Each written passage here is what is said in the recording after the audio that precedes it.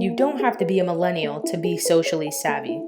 We believe anyone can join Generation Social Media, and your journey starts now. This is the Generation Social Media Podcast by Chatterkick.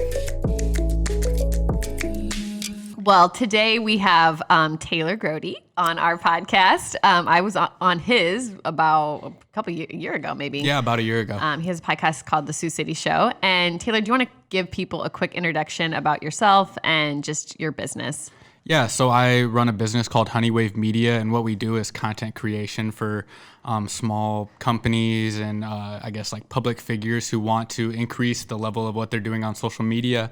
A lot of times they have an in-house team, or they already know that they need to be making content on social media, but don't have the time to do it, and we kind of come in and just help them solve all the problems with content creation. Yeah, and Taylor is awesome, and his team, they do some really great video work and really take that video work and make it social friendly, I guess, in many regards.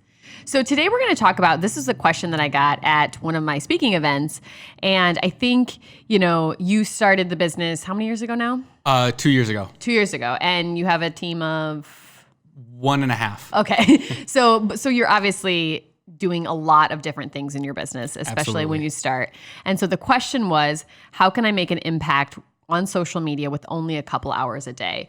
And so I think I just wanted to kind of explore this question because people don't have a lot of time, and especially CEOs or people starting businesses, but that's when it's super critical. So let's talk a little bit about it. If you were telling someone, especially a business owner, they're busy, they have a million different things going on, you have 1 hour today, what would make the most impact and how should they spend it? Well, I think first and foremost, like a lot of people get intimidated by the idea of content around their business or posts around their business when it really shouldn't be all that much different than just like a casual post about what's going on in your life anyway. And most people are using social media in the first place.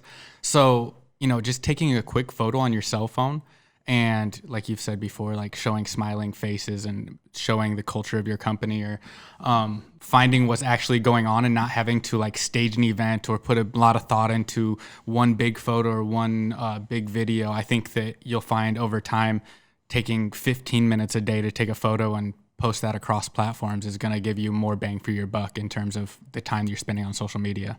Yeah, and don't you think that people's fear and maybe just maybe it's just they don't want to look bad, or they don't want to say something wrong, or they don't want to spell something wrong.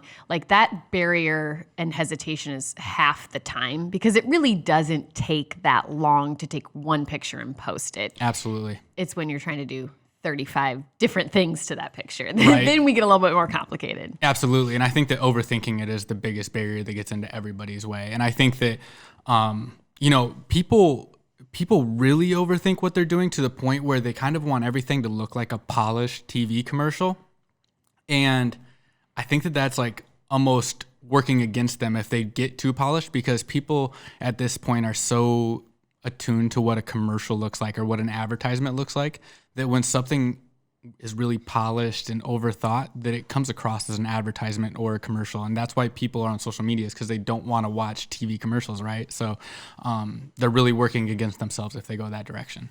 Yeah, I agree. So, okay, so you have an hour. So how long do you think that just taking a photo in the moment for someone, let's say like yourself, who doesn't have a lot of hesitation or fear, how long does that take? You take a photo, post it on maybe Facebook, Instagram, LinkedIn? I mean, I did it earlier today, so I can say that it took me about 3 minutes to do that total. And it's going to get a fair amount of engagement. It's going to do just as well as any other photo I would have taken. So Right. Okay, great. So then what else? What else they have an hour? So let's say that takes somebody who doesn't really know what they're doing 15 minutes maybe? Mm-hmm. Yeah, 15 piece. minutes. Yeah, I think that, and I mean, every business, every industry, and your personal network on social media is going to be different across everybody. So I'd say put priority into what works best for you. Weirdly enough, for my business, I found that my podcast has generated the most like actual leads for me and has like really turned into revenue. And so I probably put more effort into my podcast than I put into anything else across social media. And I think that each business owner or anybody who is promoting a business on social media needs to take stock of what's working best for them and then kind of just attack that channel more so than the others. Yeah, I agree. And so what about responding? I think that's one of the other things I would say for, let's say, another 15 minutes, maybe 30, depending on your type of business, but just answering the questions, the direct messages, the comments, even just LinkedIn connections.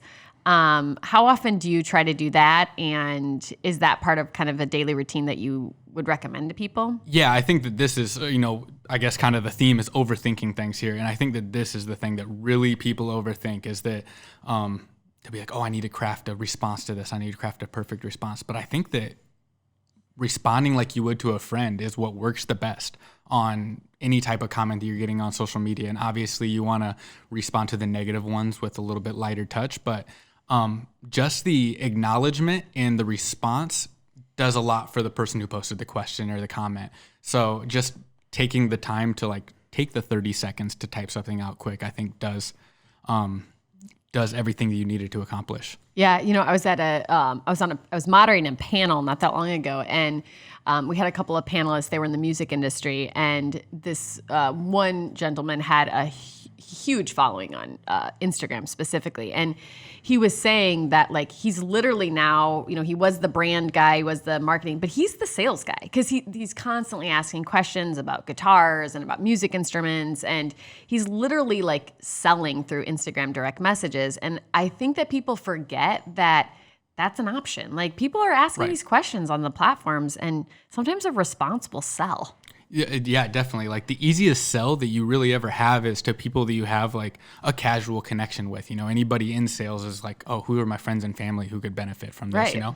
So just take that same concept and move it over into the DMs on Instagram or the DMs on Facebook, and kind of treat it the same way if somebody's asking you about their products or about your products on there. And I think that those are the easiest ways to really close things. And what have you found for Chatterkick in terms of the best places to spend your energy and what type of content works best for you guys? So I think we're not unique in this, but I really believe that reviews are the currency of the future. I know that there's technology being developed that sources reviews, whether that's on Facebook, whether that's on Google, and they're not just for products anymore. They're for service-based businesses, they're for industrial businesses, they're for hiring and employees. And so I think the thing that drives me crazy across the board with reviews is that if someone gives you a gushing review, you should acknowledge it. And that's your easiest opportunity to resell, right? Definitely. So respond back to those. So if I had only a certain amount of time, I would make sure that I got back to all my people that left really good reviews. And if there was negative ones, especially negative ones that carried some weight, meaning they weren't just people venting or ranting, and I wanted to address something, I would be right on that. And I would check that every single day. And I think people forget that reviews don't just come in the form of quote unquote reviews. They come stars. They come in comments, they come in direct messages, they come in chats, all over the place. And Absolutely. I think it's one of the best pieces of advice that I got when I started my business was if someone calls you, call them back. And I think that needs to translate into social and every other channel, as much as you possibly can. Obviously, there's always going to be that, one phone call that you forgot to respond to, but just making sure that you're getting back to people and helping them out, even if you can't help them, but just acknowledging thank you for your message. We don't do this, or this isn't a great place for us. Definitely. And I think that, a lot of retail businesses or restaurants or coffee shops, whatever the case may be, really underutilize, how you say that reviews aren't necessarily the stars they leave on your Yelp. It's also in a situation oh, these people posted a photo on Instagram today and tagged their location as my coffee shop. Taking the opportunity to reshare that or whatever the case may be, or credit them with the actual photo and repost it to your account, I think is going to go a lot farther than, worrying about coming up with your own content for that day. I think that that's another way to utilize, I guess, a soft review. So. Right. And I think too, spending your time training the masses, and a restaurant, for example, when I go to restaurants, I always look at the Google images for food. I want to see visuals of the real food.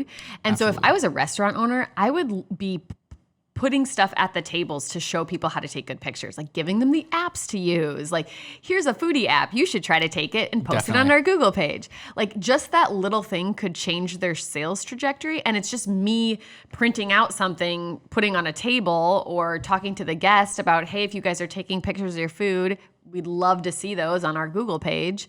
Because that's going to get you that exponential impact, as opposed to just like you taking a picture. That's a great point as well too, is like, I think that when people start looking towards social media and digital media to promote their business, they just kind of go all in and one track mind on that and forget everything that's worked historically for them. So the idea of printing out something that you can actually hang up on the wall in your business, or even, table tents for your tables, is going to, that tells people, hey, post about us on Instagram if you enjoy your meal. And I think that those are super underutilized if businesses aren't doing it already. Right. And I think people also forget, like business owners forget, that their businesses are not always easy to find on these channels. I mean, how many times have you been at a restaurant or at a business that I'm like, oh, this was a great experience, I want to leave a review. And then it takes me 10 minutes to try to find their handle or try to find their location or their name. Absolutely. If they have like shop or eat or do or something in front of it, or their name is very common.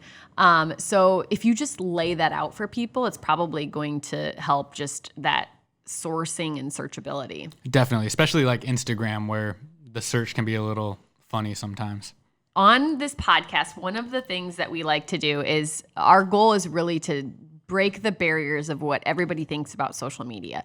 And part of that is we get questions all the time, like, the young people aren't on Facebook, the old people aren't on Snapchat. Like, we always get these generational conversations. And so our goal is really to show, one, that's not necessarily what the data says, but two, we can't put people in buckets based on their age and or their jobs, et cetera. So we want to look at screen time reports, because that really tells where you're spending time on a short amount of days. Typically, like on iPhones, it's the last 7 days. So Taylor, tell us a little bit about where you've spent your time, and maybe a little dialogue of, is that typical, or if you had a special instance this last couple weeks? Yeah, so I have to preface this by saying that I'm coming off Labor Day weekend, and I spent the last 2 days in airports. So these are pretty inflated numbers. But, this is horrible. Over the last week, I've spent 45 hours on my phone. Oh my goodness. That is horrific. I mean, airports. So I go through my data and my battery in airports because it gets so boring. I think I went 0 to 100 twice yesterday on my cell phone battery. So exactly the type of time I'm spending on it. But my most used app is Reddit by far, which, after finding Reddit, if nobody's on Reddit yet, or if you're not on it, you need to figure it out, because it's honestly actually one of my best promotional tools. Wait, can we stop there for a second? Yeah. Because I think that there's some really good information that. So if people don't know what Reddit is, or can you give them one instance where they may want to use Reddit? Like, tell me something interesting. Like, if I'm just a general user, like, what would Reddit give me? Great. So Reddit calls itself the front page of the internet, and it works by combining hundreds of thousands of communities, and they all work on an upvote system to curate what post rises to the top and what post makes it to your feed. And the communities can be extremely niche. Like, one of my favorites is one called, I don't really dig the title of this, but the name of the subreddit is called Amateur Room Porn. Mm-hmm. And it's like just people who are just average people, not like style bloggers or interior designers, who post pictures of their room that's usually like, I decorated this whole room with furniture from IKEA. And then in the comments, they'll leak. You can say, hey, where'd you get that nightstand? And they'll usually send you a link to it. And I found that, like, whatever niche interest you have, there's a way to find the community for it on Reddit.